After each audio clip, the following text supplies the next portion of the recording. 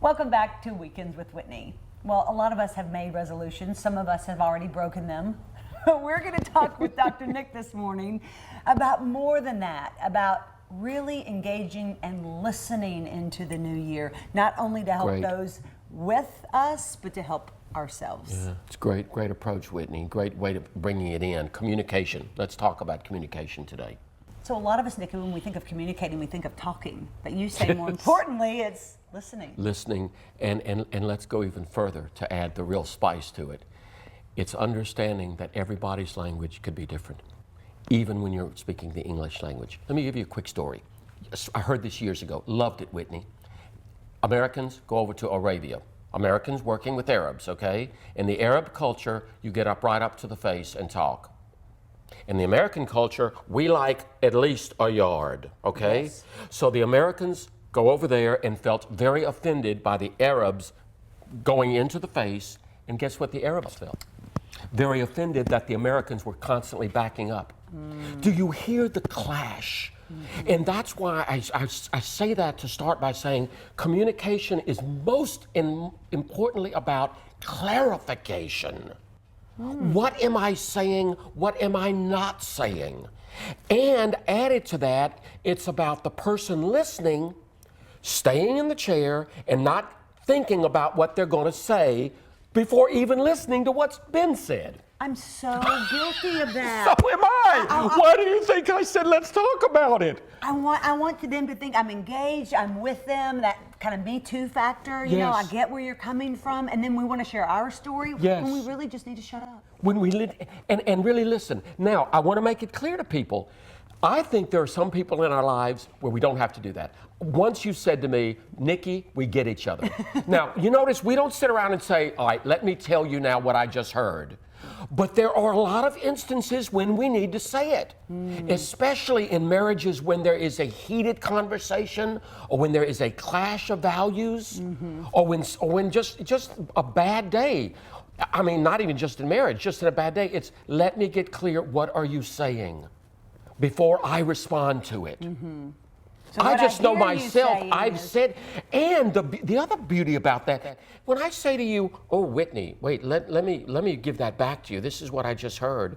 You're also able to say, wow, Nikki, I didn't really mean it that way. Let me reword it. I was just heated. We really are helping each other learn how to find that common ground. Right. Instead of the swords up or, well, escalating. Well, let me get in this then. Or you've said this, it's my turn. And then you've got an escalated war.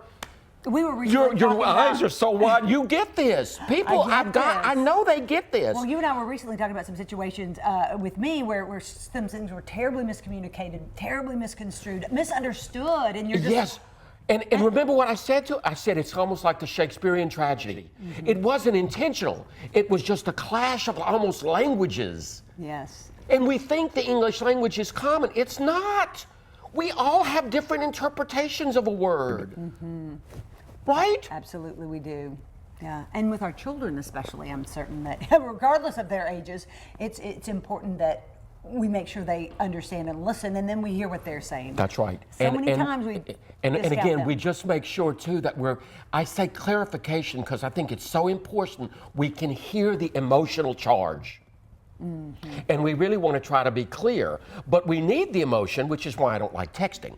Because texting doesn't have tone, it doesn't have tonality. That's the struggle with texting, but that's a whole different segment. Well, the tone that it has is whatever tone the person reading it has.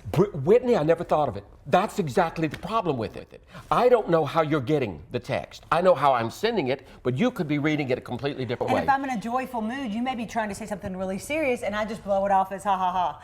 Or I might be joyfully sarcastic, and you're like, well, that wasn't very nice. Right, and then I'm all offended, and yeah. And this communication is great. I'm fascinated with communication. I think that is an incredible life skill that we need to all learn from early days on. And you know, something that's helped me, and you've helped me get this, is so many times when we get sideways with somebody, I mean, maybe it's just the clerk at the store or the person behind you who's honking the horn. It's not about you. It's great. How many times do we think it's great. about us? It's not about us. So It's their junk. And you're using a language too that's great when you talk sideways. I just want to make sure people understand that. Sideways, it basically means it's not about you. It's coming from somewhere else where it should have gone somewhere else. I really needed to say something at work today, and instead I come home and take it out on my wife. I mean, it's the perfect example.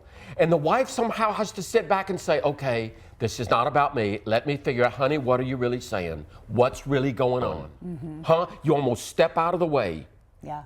But you almost have to step out like getting away from the dagger because it feels like it's a dagger. Right. And it hurts. And that's when we have to not personalize. And don't you think that, I think that's a great question you just asked. What's really going on? What's really going on? And Whitney, the sword goes down and that person starts reflecting, it's about me. And then they get back grounded in their body. We'll be right back. Much more Weekends with Whitney right after this.